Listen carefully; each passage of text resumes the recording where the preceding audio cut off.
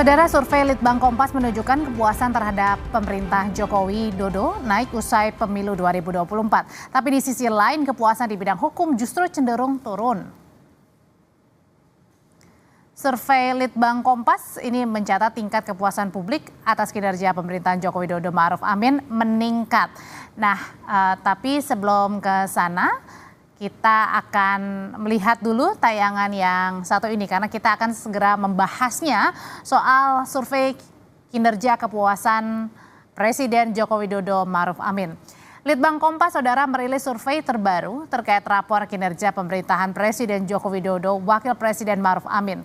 Survei dilakukan pada tanggal 27 Mei hingga 2 Juni 2024. Sepenuhnya dibiayai Harian Kompas. Survei Litbang Kompas melibatkan 1.200 responden. Pada survei Juni 2024, tingkat kepuasan publik adalah yang tertinggi sejak survei dilakukan pada periode pemerintahan Jokowi di Oktober 2019. Bahkan angka kepuasan ini naik dari survei Desember 2023 yang ada di angka 73,5%.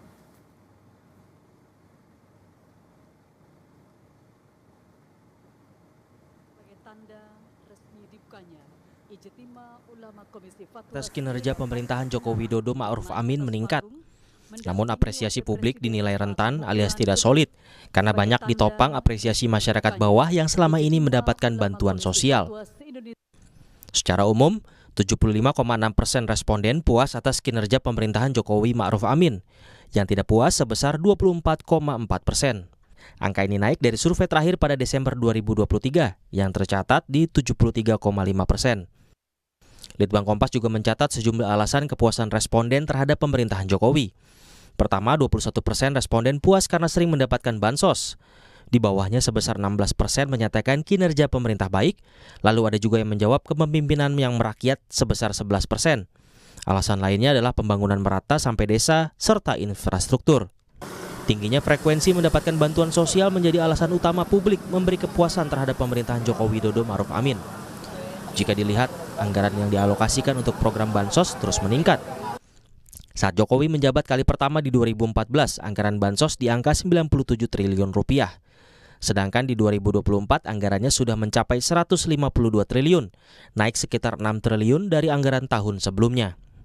Untuk survei kali ini, kami menemukan secara umum ketika kita tanyakan alasan kepuasan ini, ada 21,7% responden, jadi sekitar 1/5 ya, itu menyatakan bansos yang menjadi dasar dari kepuasan. Tetapi selain bansos, ada juga di bawahnya itu soal kepemimpinan yang baik, kemudian pembangunan yang merata, dan juga pembangunan infrastruktur. Jadi kita harus sampaikan bahwa memang kepuasan umum terhadap pemerintah ini banyak ditopang oleh kelas bawah dan masyarakat bawah. Nah, kita sama-sama tahu bahwa kelas masyarakat bawah itu memang banyak tersentuh oleh program-program bantuan sosial karena ada banyak program di sana. Menurut Kepala Staf Presiden Muldoko, kunci dari tingginya kepuasan publik atas kinerja pemerintahan Jokowi Ma'ruf Amin adalah karena pemerintah selalu memprioritaskan pelayanan publik.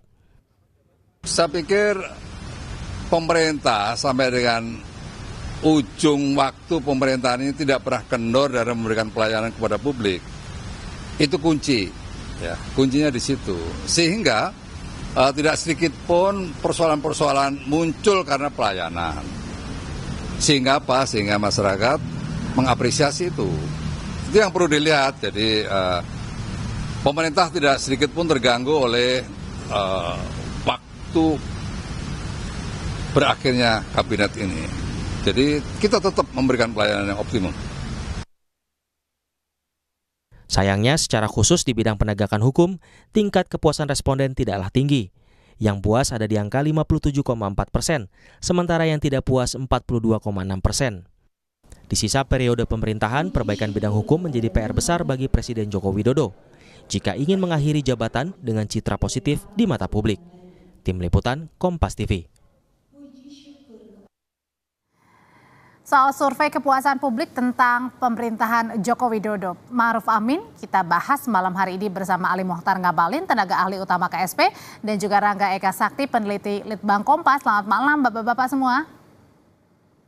Selamat malam. Assalamualaikum warahmatullahi wabarakatuh. Waalaikumsalam. Saya mau ke Bang Ngabalin dulu karena kita sambil menunggu Mas Rangga nih join bersama kita. Bang Ngabalin, jadi ini kan masyarakat puas kinerja pemerintahan Jokowi Ma'ruf ya, bahkan yang tertinggi nih sejak pemerintahan Pak Jokowi. Tapi alasannya kenapa puasnya itu karena guyuran bansos. Jadi kalau menurut Bang Ngabalin sendiri, puas nggak sih karena guyuran bansos akhirnya menyebabkan survei kepuasan pemerintahan Joko Widodo ini tinggi?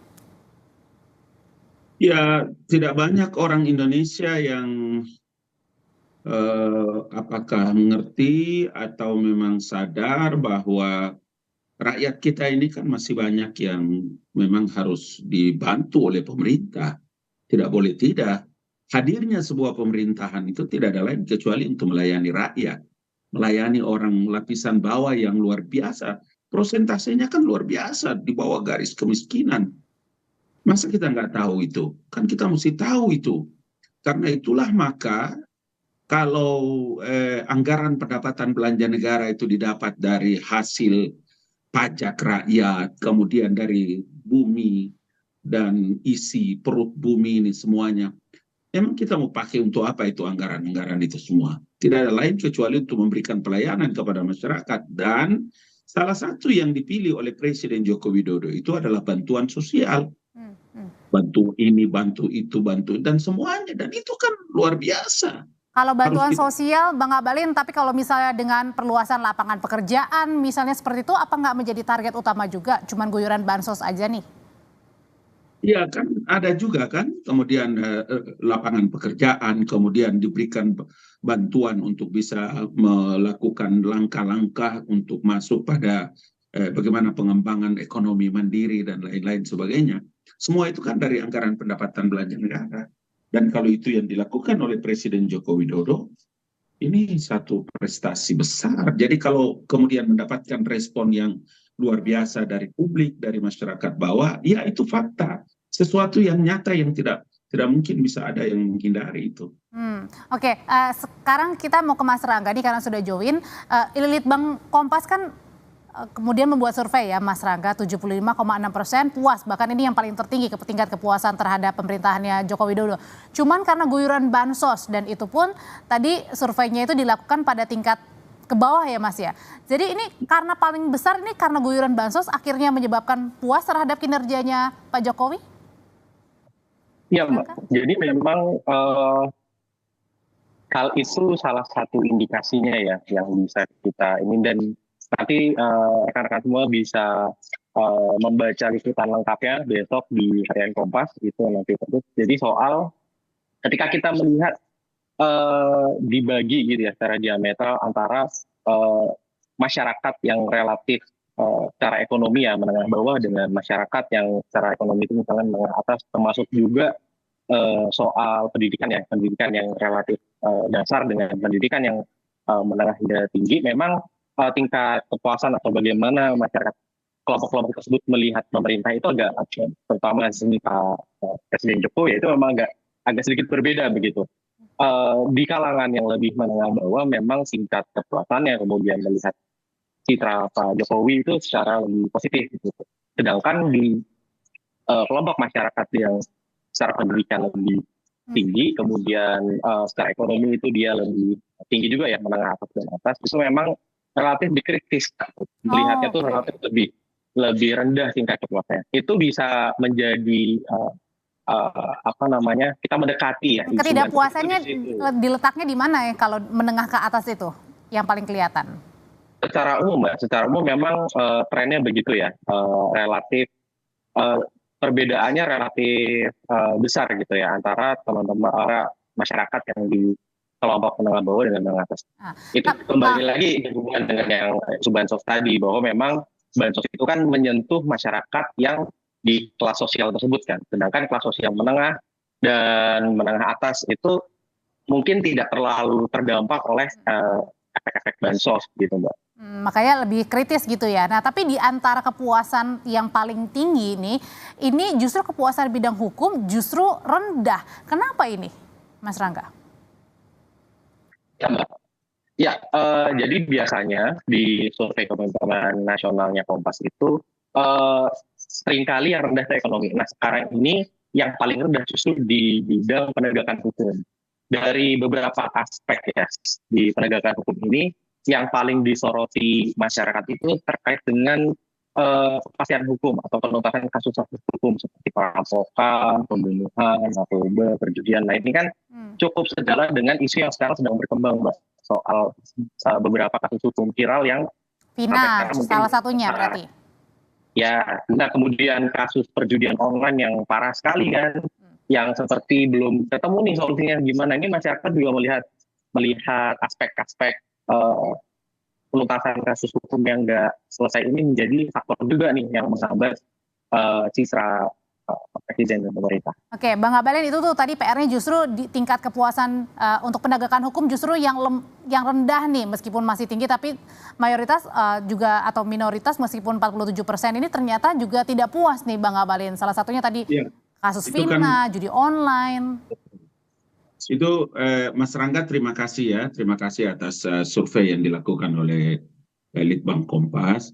Memang kalau dilihat dari Oktober ke sini, mulai sejak kasus Ketua KPK, kemudian belakangan lagi ada Pak mantan Menteri Pertanian, kemudian ada Sekretaris Jenderal Mahkamah Agung, kemudian hakim ini dan itu dan lain-lain, memang iya. Tapi kan sebelumnya kan kita yang ke belakangnya kan sebelum Oktober dan seterusnya itu kan kalau dari Oktober ke sini kan belum capture dengan baik itu.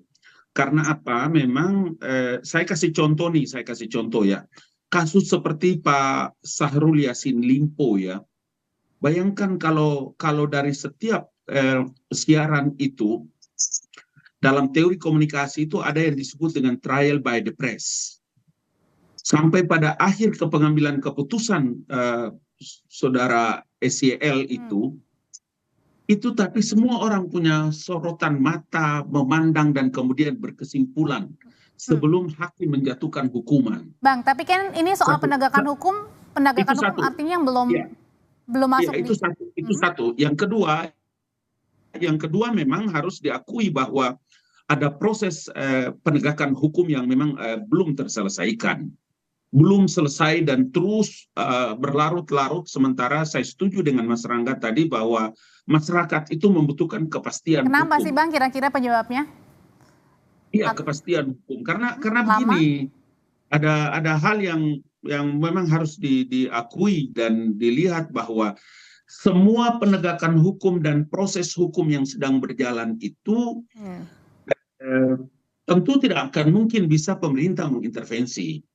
Dari kalau penilaian itu kemudian datang kepada pemerintah, saya kira iya. Karena apa yang dilakukan oleh Litbang Kompas ini juga menjadi satu ukuran terpenting, kemudian menjadi evaluasi.